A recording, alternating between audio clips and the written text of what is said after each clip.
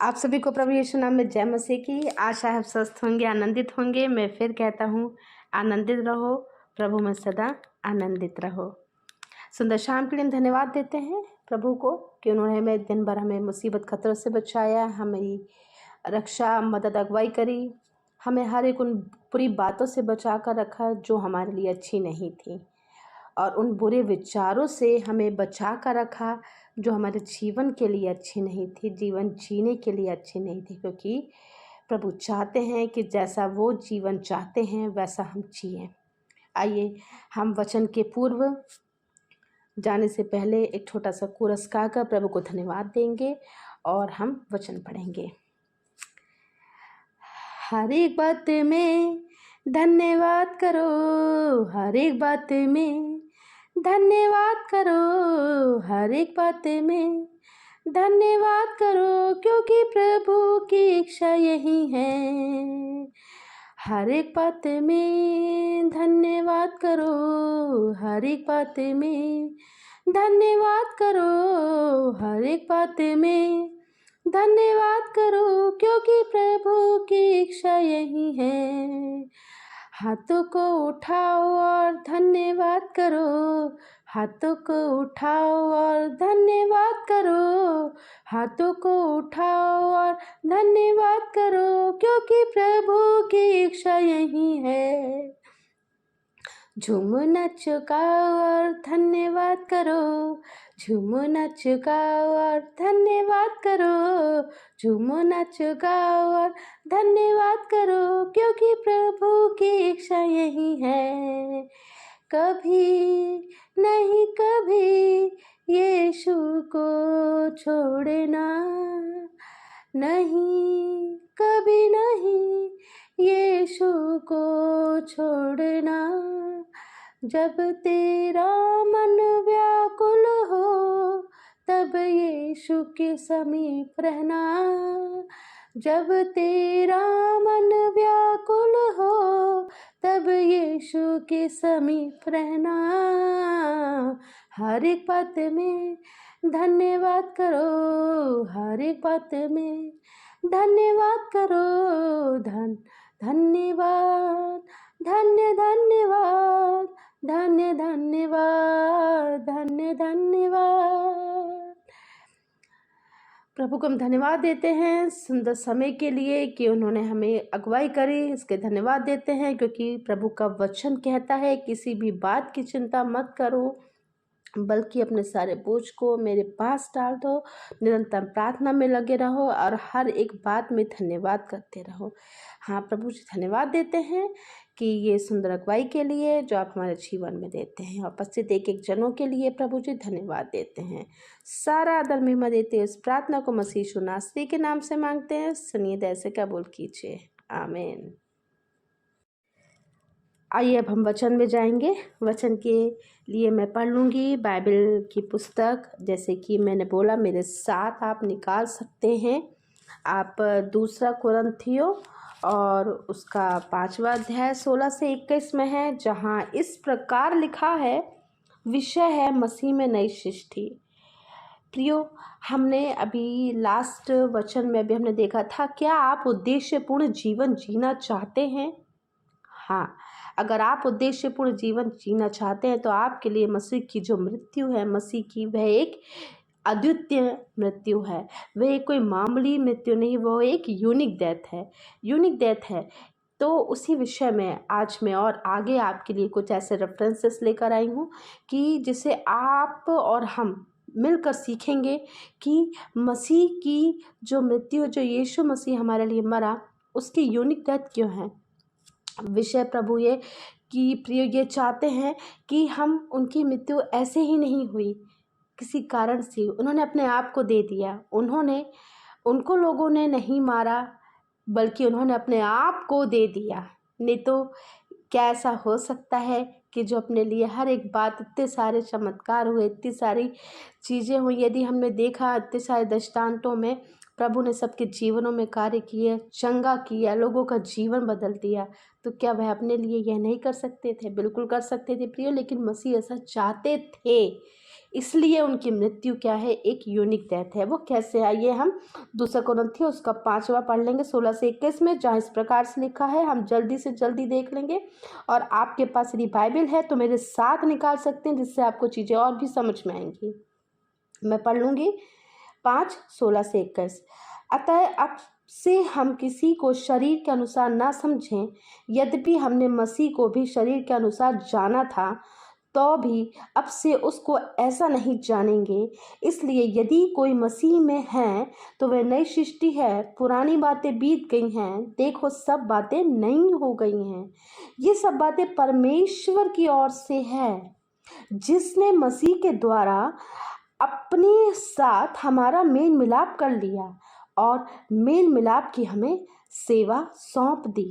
अर्थात परमेश्वर ने मसीह में होकर अपने साथ संसार का मेल मिलाप कर लिया और उनके अपराधों का दोष उन पर नहीं लगाया, और उसने मेल मिलाप का वचन हमें सौंप दिया। इसलिए हम मसीह के राजदूत हैं, मानो परमेश्वर हमारे द्वारा विनती कर रहा है। हम मसीह की ओर से निवेदन करते हैं कि परमेश्वर के साथ मेल मिलाप कर लो। जो पाप से अज्ञात था उसी को उसने हमारे लिए पाप ठहराया, कि हम उसमें होकर परमेश्वर की धार्मिकता बन जाएं। यह परमेश्वर का जीवित वचन है प्रियो। परमेश्वर ने इस वचन के द्वारा हमें, जल्दी से मैं देख लूँगी, 3 से 4 चीज़ें बताई हैं, है ना। मैं देख लूँगी। पहला ये कि why the death of Christ is unique, मसीह की मृत्यु एक यूनिक मृत्यु क्यों है। इसके लिए मैं एक वचन पढ़ लूँगी, रोमियो 6:23, जहाँ इस प्रकार से लिखा है, क्योंकि पाप की मजदूरी तो मृत्यु है, परंतु परमेश्वर का वरदान हमारे प्रभु यीशु में अनंत जीवन है। उसकी मृत्यु में वह अनंत जीवन है। परमेश्वर चाहते थे कि वह अनंत जीवन हमें मिले। परमेश्वर चाहते थे कि हम उस बात को जानें जिसको अभी तक हमने क्या नहीं किया, हमने जाना नहीं। तो प्रभु चाहते हैं कि हम जानें। मेरे साथ आप एक पद और निकाल सकते हैं, जल्दी से निकाल लेंगे। यहेजकेल 18:20, जहाँ इस प्रकार से लिखा है, जो प्राणी पाप करेगा वही मरेगा। ना तो पुत्र पिता के अधर्म का भार उठाएगा और ना पिता पुत्र का। धर्मी को अपने ही धर्म का फल और दुष्ट को अपनी दुष्टता का फल मिलेगा। यह प्रियो परमेश्वर इस वचन के द्वारा हमें बताना चाहते हैं कि हम जब जब मसीह यीशु को याद करें तो बस अनंत जीवन को याद करें, क्योंकि सब अपने कर्म जो करते हैं उसी के अनुसार हर चीज़ों के लिए वे आगे बढ़ेंगे। कोई भी, कि अगर आप परिवार के एक सदस्य हैं, यदि आप चाहें कि आप उसमें, आप प्रभु में हैं और आप आगे बढ़ रहे हैं, तो यह आपके लिए बस होगा। ऐसा नहीं है कि आप, अगर आप अपने लिए कुछ कर रहे हैं तो वह दूसरों के लिए होगा, लेकिन प्रभु ये बताना चाहते हैं कि आप आगे बढ़ें और आप कर्म करें, आप वह कर्म करें जो प्रभु चाहते हैं, है ना। So he must is not to die but he died.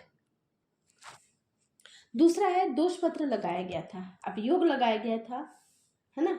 यदि हमने देखा तो अभियोग लगाया गया था, जहाँ दोष पत्र, यदि हम पुराने ही नियम से हम देख लेंगे, यशायाह भविष्यवक्ता की पुस्तक है और उसका यदि हम 53 अध्याय देखते हैं तो 53 अध्याय में हमें 53 में 1 से 10 में बहुत सारी चीज़ें मिलती हैं, लेकिन मैं इसमें से कुछ भाग पढ़ लूँगी प्रियो आपके सामने, मेरे साथ आप निकाल सकते हैं। 8 में लिखा है, 53:8 में, अत्याचार करके और दोष लगाकर वे उसे ले गए। उस समय के लोगों में से किसने इस पर ध्यान दिया कि वह जीवितों को ये बीच में से उठा लिया जाएगा।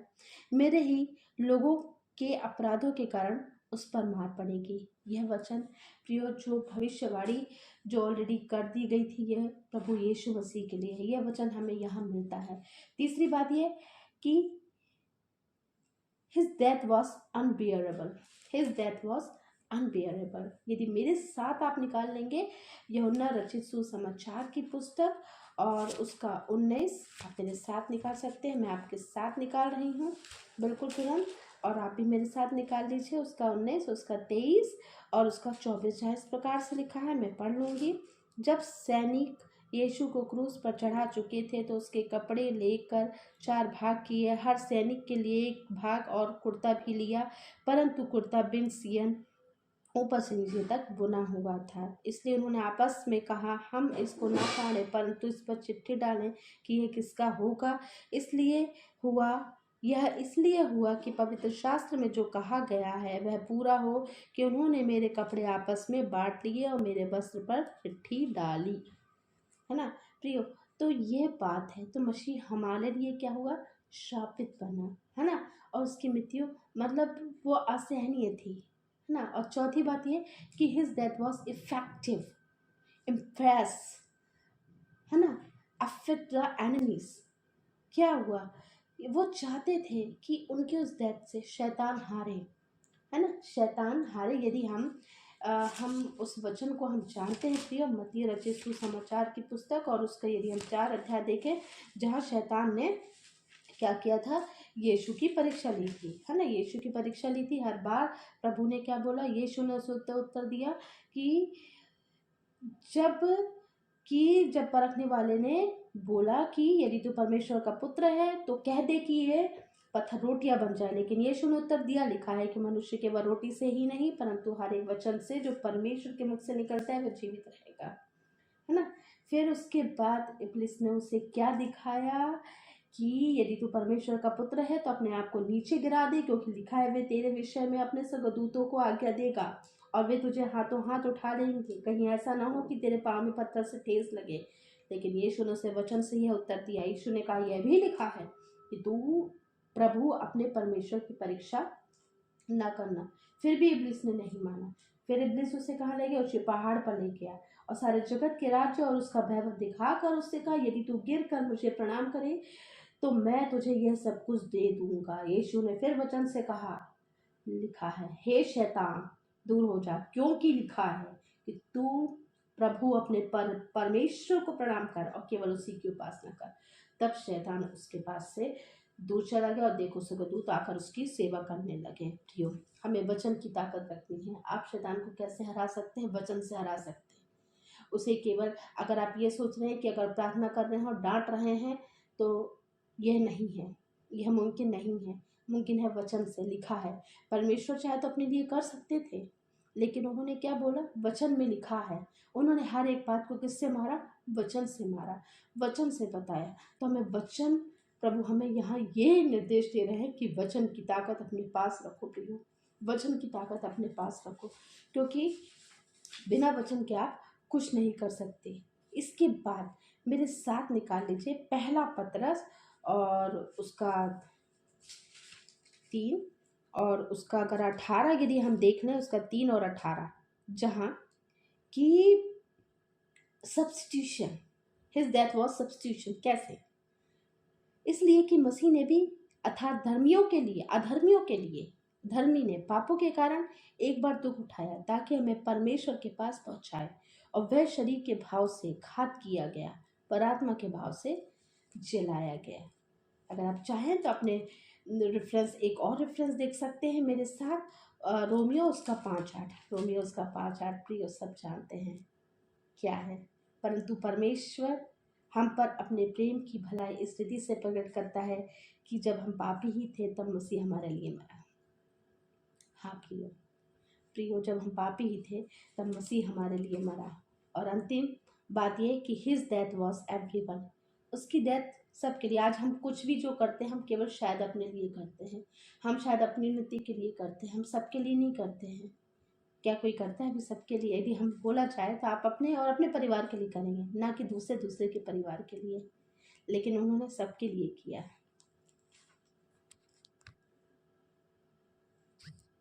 उन्होंने सबके लिए किया। कैसे किया, मेरे साथ आप निकाल लीजिए इब्रानियों और उसका 2 और उसका 9, जहाँ इस प्रकार से लिखा है,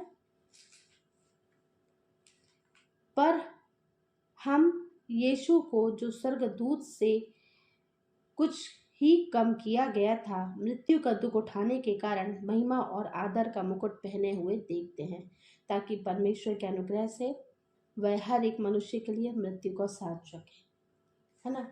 तो परमेश्वर का वचन है प्रियो कि पहला ये कि why his death of Christ is unique, कि अभियोग लगाया गया है ना।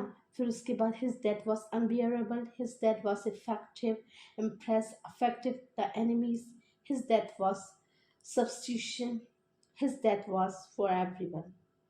प्रियो, तो आज की सुंदर शाम के लिए हम ये यूनिक डेथ का जो भाग है कि प्रभु मसीह की मृत्यु एक अद्वितीय मृत्यु थी, एक ऐसी अनोखी मृत्यु थी जो अभी तक कभी नहीं हुई थी, इसलिए उसकी मृत्यु अनोखी थी। और उसके बाद वह तीसरे दिन जी उठा। हाँ प्रियो, हम इस बात को हमेशा याद रखें, ना कि उस ईस्टर के पर्व में। अगर जब हम हमेशा रखें इस बात को, जब वचन में जाएंगे और जब उस बातों को जानेंगे जो परमेश्वर चाहते हैं कि हम जानें, तो हम अत्यंत और एक अद्भुत रीति से प्रभु हमको सिखाने पाएगा, ताकि हम पवित्र आत्मा के साथ, उसकी उस प्रेम की आत्मा के साथ, उसकी उस सत्य त्याग की आत्मा के साथ आगे बढ़ने वाले हो सके। प्रिय, आइए हम छोटी सी प्रार्थना करेंगे इस वचन के लिए और आगे बढ़ने के लिए। धन्यवाद धन्यवाद धन्यवाद देते हैं प्रभु जी सुंदर वचन के लिए प्रभु जी, जो हमने पढ़ा प्रभु जी, जो हमने समझा प्रभु जी, और जो हम सब ने मिलकर सीखा प्रभु जी। धन्यवाद देते हैं प्रभु जी, और उपस्थिति के क्षणों के लिए प्रभु जी। ये सभी वचन को पढ़कर प्रभु जी हम सभी आगे बढ़ने वाले हो सके प्रभु जी, और जो आप हमें बताने वाले हैं, जो हमें बताना चाहते हैं, और जिस मार्ग में आप हमें चलाना चाहते हैं, हम चलने वाले हो सके और हर एक उस बात को जानने वाले हो सके प्रभु जी। यहाँ पर से देखिए क्षणों पर प्रभु जी अपना आशीष पड़ा हाथ बनाए रखे प्रभु जी, ऐसी प्रार्थना है। आगे की हर एक बातें प्रभु जी हमारे जीवन में केवल आपकी इच्छा के अनुसार हो, क्योंकि वचन कहता है, क्योंकि यहोवा की यह वाणी है कि जो कल्पनाएं मैं तेरे विषय करता हूँ उन्हें मैं जानता हूँ, वह हानि की नहीं वरन कुशल की है, तो मैं तुम्हारी आशा में पूरी करूँगा। हाँ प्रभु जी, धन्यवाद देते हैं सुंदर वचन के लिए, सुंदर समय के लिए। सारा आदर में देते इस प्रार्थना को मसीह यीशु नासरी के नाम से मांगते हैं, सुनिए, कबूल कीजिए। आमीन आमीन आमीन।